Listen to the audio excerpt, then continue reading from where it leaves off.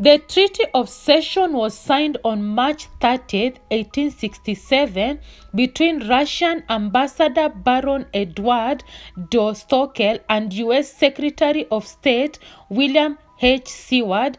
Tsar Alexander II relinquished Alaska, which was its nation's final holdout in North America, to the United States for $7.2 million at a stroke of a pen.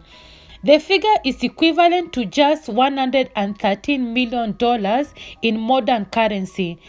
This brought an end to Russia's 125-year odyssey in Alaska and its expansion over the perilous Bering Sea, which at one point extended the Russian Empire as far south as Fort Ross, California, 90 miles from San Francisco Bay.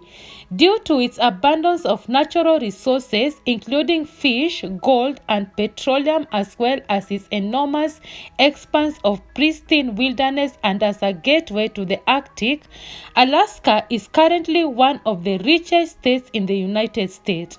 What then caused Russia to leave its American beachhead? Alaska was difficult to protect. The Russians required money to safeguard themselves in the future after being defeated by the British in the Crimean War. In order to avoid losing Alaska in a future conflict with the British, Russian Emperor II opted to sell the colony. In 1859, Russia contacted both the British and Americans. They resorted to the American after British Prime Minister rejected the offer. Difficult living conditions. Under Alexander Baranov, the colony prospered and the fur trade flourished.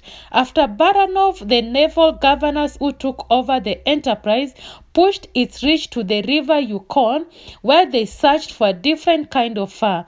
The RAC began relying on supplies from Russia in the 1850s after depleting the fur trade and drastically lowering the sea otter population.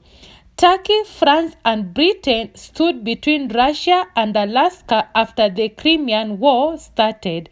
It was soon apparent that they couldn't provide supplies to the colony. Lack of natural resources. The fur trade was the main source of income for the territory, and by the time of the sale of Alaska to the US, gold had not yet been discovered in Alaska.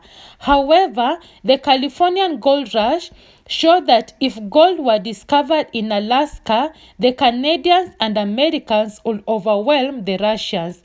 Due to lack of resources and harsh living conditions in Alaska, they were forced to sell the colony.